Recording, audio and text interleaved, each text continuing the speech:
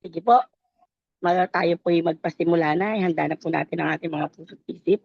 Tayo muna po'y manalangin. Naanyayahan ko po ang lahat na manalangin. Yes, thank you Lord. Thank you Jesus. Hallelujah, hallelujah. Lord, maraming salamat po Panginoon sa gabing ito at kami muling binigyan mo Panginoon ng pagkakataon makapagsama-sama, makapagtipon-tipon Panginoon upang dumulog at dumalangin sa iyo Lord God. Sa gabing ito, linisin mo po kami Panginoon. Humingi po kami ng kapatawaran sa lahat ng aming mga nagagawang kasalanan at ang bagay ng nasabi at naisip na nagawa namin laban sa aming kapwa.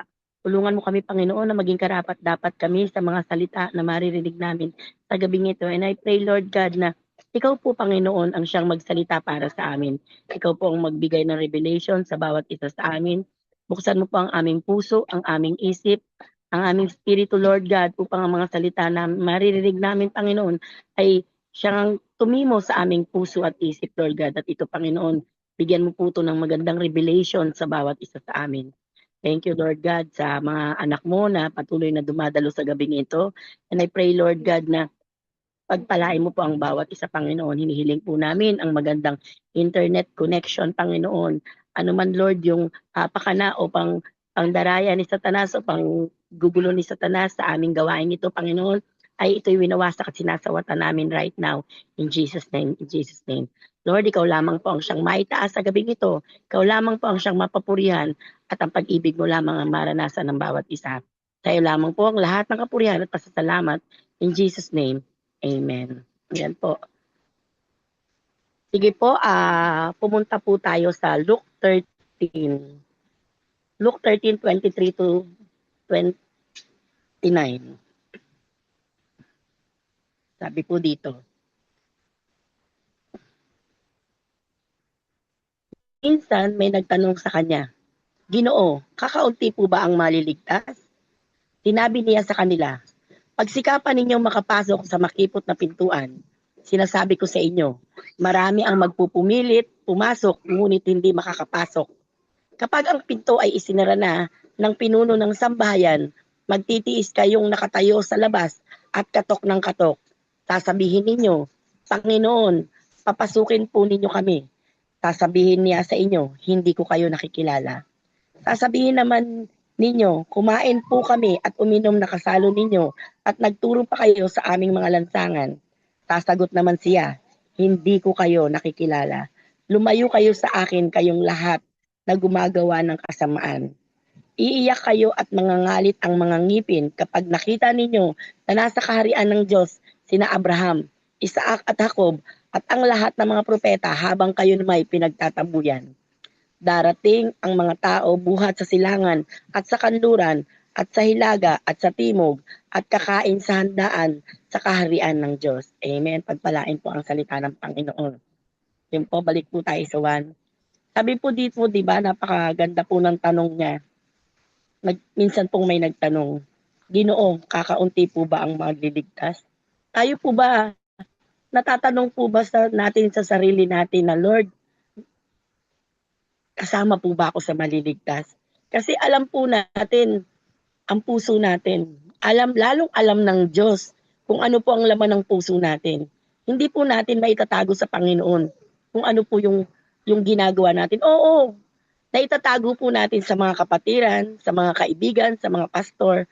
Di ba po, lalo pa pag nasa church tayo. Pero wala po tayong maitatago sa Panginoon. Lahat po sa Kanya po ay lanta, di ba po? Sinabi nga po ng Panginoon pagsikapan ninyo makapasok sa makipot na pintuan. Sinasabi ko sa inyo, marami ang magpupumilit pumasok, ngunit hindi makakapasok. Tayo pong lahat mga kapatid, ang pangarap po natin, ang goal po nating lahat is makasama po sa paghahari ng Panginoon, sa kaharian ng Panginoon. Sa kanya pong pagbabalik, gusto po natin makasama tayo. Laging nga po natin sinasabi sa prayer natin na sa langit, di ba po? Lagi po natin sinasabi yan. Pero hindi naman po porket sinasabi natin ang sinasabi yan, nakikita tayo na nakikita sa church eh. Pero alam mo sa sarili mo ang ginagawa mo, pinagloloko mo yung sarili mo eh. Sa tingin mo po ba, porket sinabi ng pastor na, saan ka pupunta? Ikaw sa sarili mo, alam mo kasi kung ano ang ginagawa mo. Di ba? Hindi man nakikita ng ibang tao, pero nakikita ng Panginoon. Bigyan ko po kayo ng sample, di ba po? Dito po, punta po tayo sa Matthew 25:37-46. Matthew, teka lang po medyo madilim po sa bahay namin. 25:37. Yan. Sasagot ang mga matuwid, Panginoon, kailan po namin kayo nakitang nagutom at aming pinakain, o nauhaw at aming pinainom? Kailan po kayo naging dayuhan at aming pinatuloy, o kaya'y walang maisuot ng at aming damtan? At kailan po namin kayo nakitang nagkasakit o nabilanggo at kayo'y aming dinalaw? Sasabihin ng hari, tandaan ninyo, nang gawin ninyo ito sa isa sa mga alagad ko, siya man ang pinakahamak, ako ang inyong tinulungan. Sasabihin naman niya sa mga nasa kaliwa, lumayo kayo sa harapan ko. Isinumpa ko kayo sa apoy na di namamatay, na inihanda para sa dyablo at sa kanyang mga kampon. Sasagot, sapagkat hindi ninyo ako pinakain noong ako'y nagugutom, hindi ninyo ako pinainom noong ako'y nauuhaw, hindi rin ninyo ako pinatuloy noong ako'y isang dayuhan. Hindi ninyo ako dinamitan nung ako'y walang maisuot. Hindi ninyo ako dinalaw nung ako'y may sakit at noong ako'y nasa bilangguan. At sasagot din sila, Panginoon, kailan po namin kayo nakitang nagutom, nauhaw, walang matuluyan, walang maisuot, may sakit o nasa bilangguan na hindi namin kayo tinulungan? At sasabihin sa kanila ng hari, tandaan ninyo, nang pagkaitan ninyo ng tulong, ang isa sa pinakahamak sa mga ito, ako ang inyong pinagkaitan. Itataboy ang mga ito sa kaparusahang walang hanggan, ngunit ang mga matuwid ay magkakaroon ng buhay na walang hanggan. Di ba po?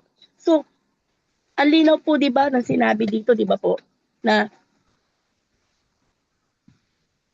oo, mabait tayo sa church, pero alam po natin na minsan may lalapit sa atin, hihingi ng tulong, may nagugutom o ano, pero alam po natin kung ano po yung ginagawa natin, yung sinasabi natin, yung 'di ba po nagagawa natin sa kapwa natin. Sinabi nga po dito 'di ba, sapagkat hindi ninyo ako pinakain. Una sa pagkain, sinabi ng Panginoon, hindi ninyo ako pinakain.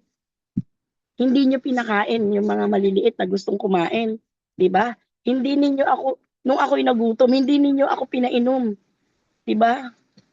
Maaring may kamag-anak kayo, mga kaibigan kayo na lumapit sa inyo na galit man kayo sa kanila, di ba po? Isa na rin po dyan yung pagpapatawad, kagaya ng sinabi ng pastor natin nakaraan. Nakapagpatawad na po ba tayo, sabi ni Pastor Mario? Ako nga po, sinabi ko kay Pastor Mario, Pastor Mario, sa totoo lang, meron pa po ako isang taong hindi ko mapatawad eh. Talagang idinidil ko sa sarili ko yan. Sabi ko, napatawad ko na, pero kapag nakikita ko, hindi ko talaga kaya. Di ba po? Lalo pa kung ang lumapit sa atin, meron pong nagawang hindi maganda sa atin, di ba? O halimbawa, nainis tayo sa tao na yan. Nainis tayo sa tao na yan.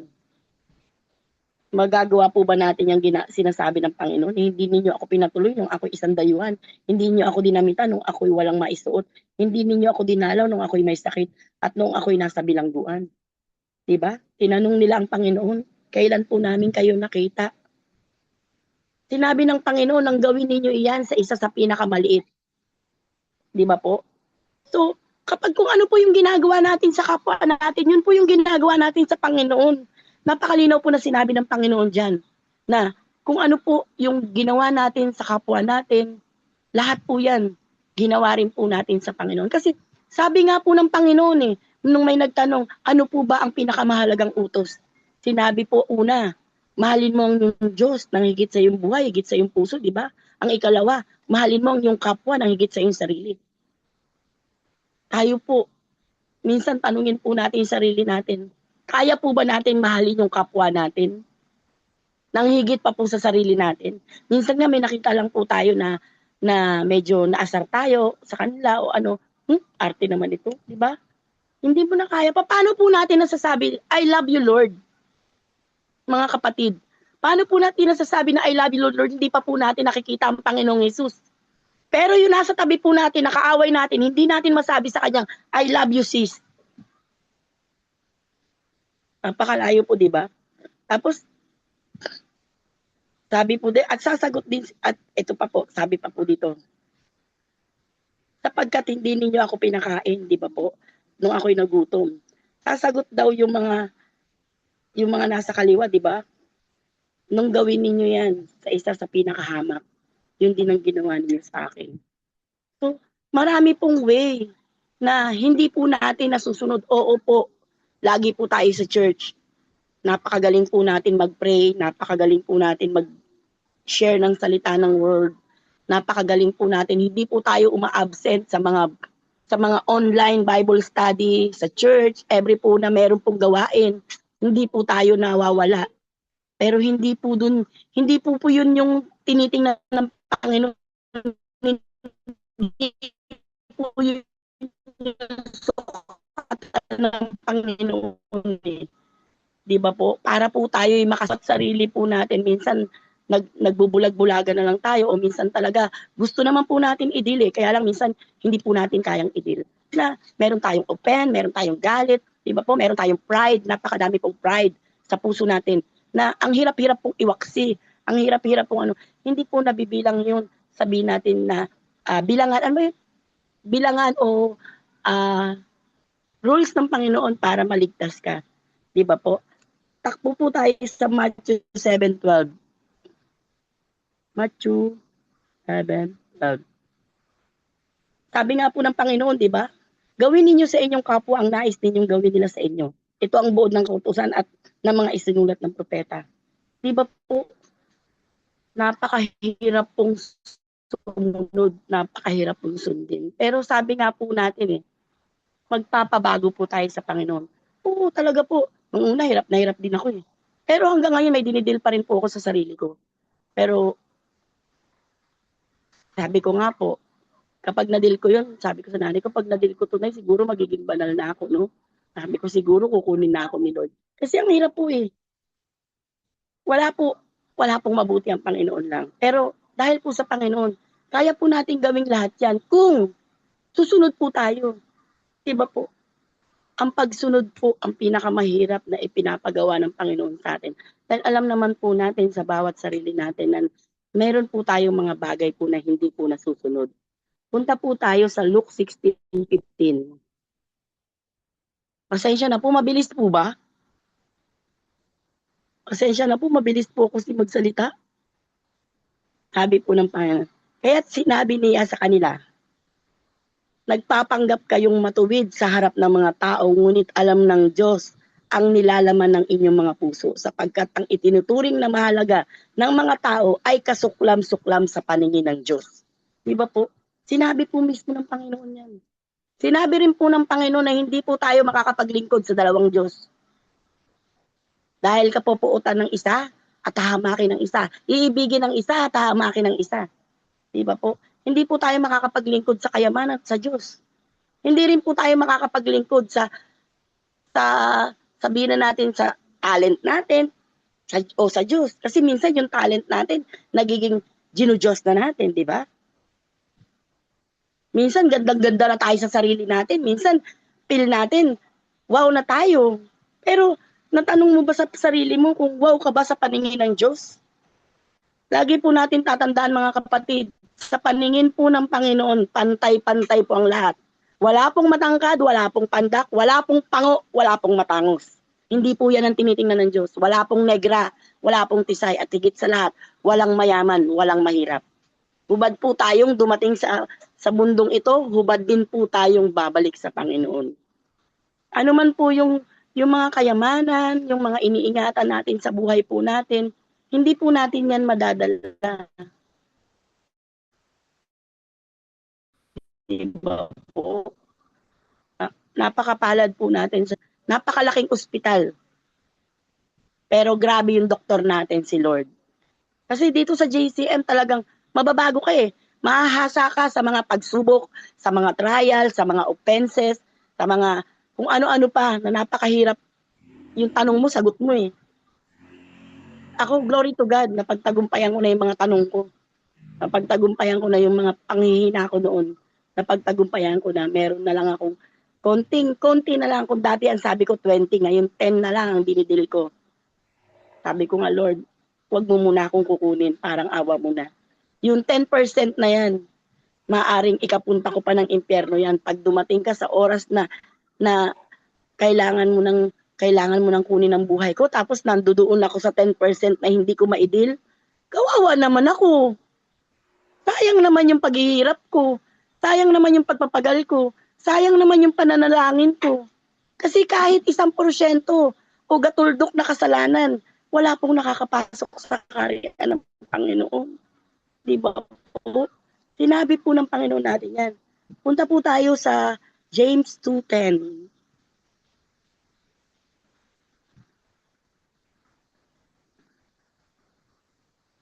Sabi nga po ng Panginoon dito, ang lumalabag sa isa kahit tumutupad pa sa ibang mga utos ay lumalabag rin sa buong kautusan. Kahit nagbibigay ka pa ng 1 million na tithes, kahit lagi ka pang umaaten, at kahit mukhang mabait ka pa sa harapan ng ibang tao, pero alam ng Diyos at alam mo sa sarili mong may nilalabag ka pa rin. Hindi naman po sinabi dito ni Lord na ang lumalabag sa isa, pero sumunod sa siyam, absuelto ka na. Never po sinabi ng Panginoon yan, mga kapatid. Malinaw pong sinabi ng Panginoon dito, ang lumalabag sa isa, kahit tumutupad sa iba pang mga utos, ay lumalabag rin sa buong kautusan. Sayang naman po yung siyam. Tapos isa lang ang nalabag mo. Parang tatanungin mo, parang unfair naman po yun, Lord. Isa lang yung nalabag ko, siyam naman yung nagawa ko. Pero naalala niyo po nung may tupang nawawala, sa 100 tupa, nawala ang isa. Iniwan po ng Panginoon ng 99 para hanapin ang isa. Napakahirap pong sundin yung isa. Napakahirap pong hanapin yung isa. Sa tithes na nga lang po, di ba? 100%, 10% lang. 90% po yung iyo. Napakahirap pa rin pong sundin ng iba. Di ba po? Sabi nga po, nung Sunday, meron tayong hinahawakan na hindi natin mabitawan. Meron tayong gusto na hindi natin makuha, na yung gusto natin, pinabibitaw na po sa atin ng Panginoon. Sinasabi na ng Panginoon, anak, bitawan mo na yan. Sabi nga ni Pastor Dave, di ba po? Kasi, yan yung ayaw mong bitawan, yan yung makakapagpahamak sa'yo. Eh. Napakarami po. Ako po, nagpapasandi naman po, nakakagawa pa rin po ako ng kasalanan. Lahat naman po tayo, nakakagawa po tayo ng pagkakasala na hindi man natin sinasadya o sinasadya man natin, di ba po? Pero ang pinaka-the best po nun is yung handa po tayong sumunod, handa po tayong magpabago, handa po tayong sabihin natin na isuko yung mga bagay na alam naman po natin sa sarili natin na hindi po gusto ng Panginoon. Di ba po? Hindi po gusto ng Panginoon. Sinabi ng Panginoon na huwag magsinungaling. Di ba po? Pero ang dami mong alibay, i-alibay mo pa si Lord. Hindi mo na lang sabihin yung sarili mong gustong gawin o yung ano man yung mga ginagawa mo. Para hindi halata, hindi pangit sa paningin ng iba, i-alibay mo si Lord. Di ba? Halos nagagawa po natin yan.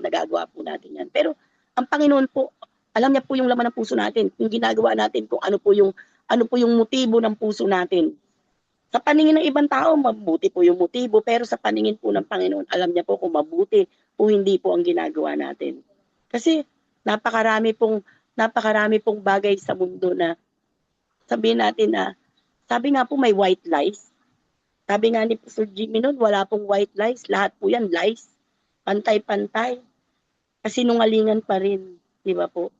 Unang-unang napakahirap i-deal, yung kasinungalingan, yung pride. Kaya, paano po tayo makakapasok sa karya ng Panginoon? Doon po ba sa tanong na, Ginoo, marami po ba ang maliligtas? Tanungin po natin yung sarili natin, makakasama po ba tayo doon sa maliligtas? Alam po natin na parating na po ang Panginoon. Hindi naman po natin pwedeng sabihin, porket Kristiyano po tayo ay ako maliligtas ako. Maliligtas ka, pero may ginagawa kang hindi maganda. Nasa naman ang katarungan doon? Diba? Parang inaalo, ano ba yun sa Tagalog yung inaalo? Parang inuuto mo lang yung sarili mo na maliligtas ka. Pero alam mo sa sarili mo na hindi mo kayang magpatawad. Kaya nga lagi ko sa Lord, gusto ko pong patawarin yung tiyahin ko.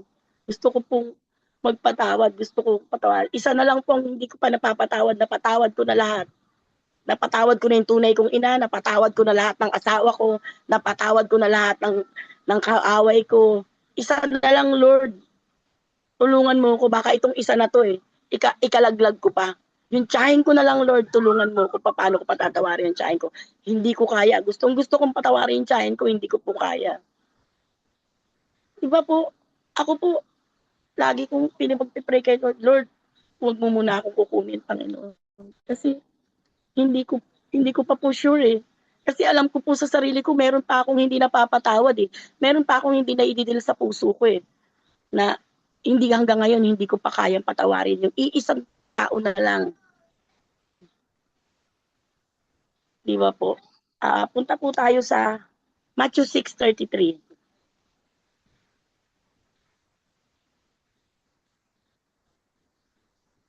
Sabi po ng Panginoon dito, ngunit higit sa lahat ay pagsikapan ninyo na kayo'y pag-arian ng Diyos at mamuhay ng ayon sa kanyang kalooban at ibibigay niya sa inyo ang lahat ng inyong pangangailangan. Di ba po linaw? Ako minsan tinatanong ko sa sarili ko po ito Lord, kaya po ba hindi ko pa nakukuha yung lahat ng mga blessing mo para sa akin, yung mga nakaambang biyaya mo para sa akin? Kasi meron pa po akong mga nagagawang hindi tama. Meron pa po akong mga pagkakasalang nagagawa. Meron pa po akong galit sa puso ko.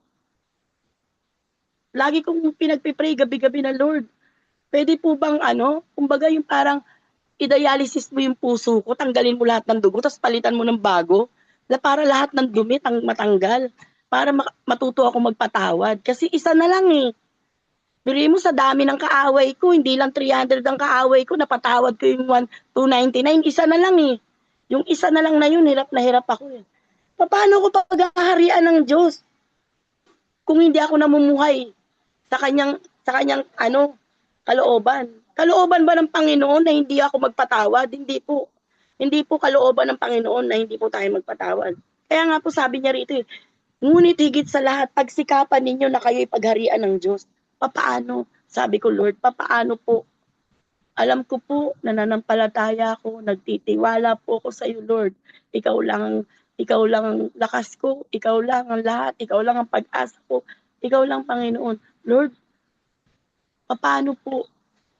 Papaano maghahari ka sa puso ko? Bakit meron mga bagay na hindi ko pa kayang idil? Bakit meron mga bagay na hindi ko pa kayang isuko? Alam ko, Panginoon, na tutulungan mo ko, di ba? Lagi po natin prayer yan sa Panginoon na tulungan mo ako, Panginoon. Baguhin mo po ako, Panginoon. Linisin mo po ang puso ko. Lahat po tayo So, tayo po, dapat po nagpapalinis tayo, nagpapabago po tayo. Kasi, hindi naman po tayo mababago sa puro prayer lang Kailangan din po may gawa. Sabi nga, nasa Diyos ang awa, nasa tao ang gawa. Sabi po yan ng mga Katoliko. Pero totoo po yun, mga kapatid. Diba po? Pagsikapan po natin na pagharian tayo ng Diyos, na mamuhay ng ayon sa kanyang kalooban at ibibigay niya yung lahat. Lahat. Hindi na tayo mamroblema sa pambayad ng ilaw. Hindi na tayo mamroblema sa pambili ng pagkain. Hindi na tayo mamroblema sa mga bagay-bagay. Kasi lahat. Bawat verse po sa Bible, ang dami pong verse sa Bible na ipinangako niya sa atin, hindi kita iiwan ni pababayaan. Di ba po? At ibibigay niya sa iyo ang lahat ng iyong pangangailangan. At ibibigay niya sa iyo sa pamamagitan ng panalangin may pasasalamat. Siyempre po para po matanggap po natin yung pangako po ng Panginoon. In return po is yung masunod natin kung ano po yung kalooban ng Panginoon.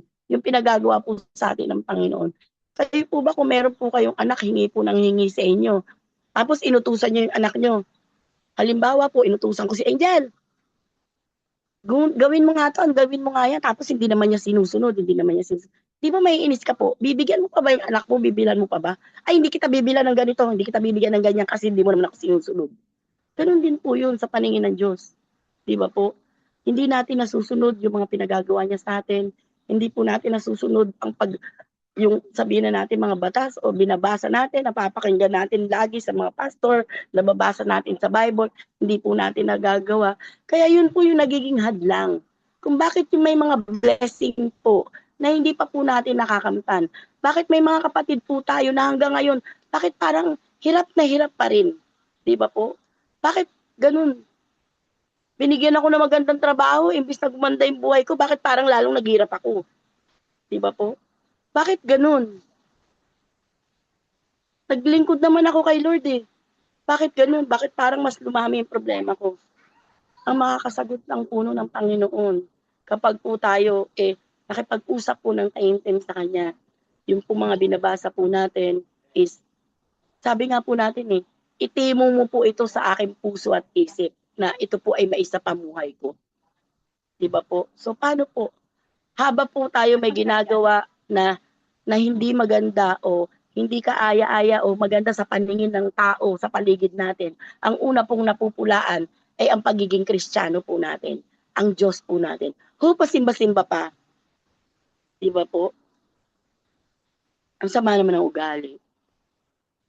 So, lahat po, lahat po tayo, binabago po tayo ng Panginoon, mga kapatid. Lahat po tayo, pinangakuan po tayo ng Panginoon. Yung Panginoon po tapat, pero tayo po, alam po natin na minsan po hindi po tayo tapat sa Panginoon. Kaya I pray na lahat po tayo magtagumpay, lahat po tayo dumating yung oras na sa pagbabalik po ng Panginoon, mabago niya po tayo, magpabago po tayo. Isuko po natin kung ano po yung ipinasusuko po ng Panginoon sa bawat isa sa atin. Kasi yung hinihingi po ng Panginoon sa atin na hindi po natin kayang bitawan, meron po siyang ipapalit na mas malaking bagay na biyaya at pagpapala po para sa atin. Kaya yun po no, I pray na lahat po tayo magtakatatag, maging matatag, at lahat po tayo, I pray na makasama po. Ako rin, makasama po sa kaharian ng Panginoon sa kanya pong pagbabalik. Kaya yun lang po no. Maraming salamat po. Binabalik ko po lahat ng kapurihan sa Panginoon.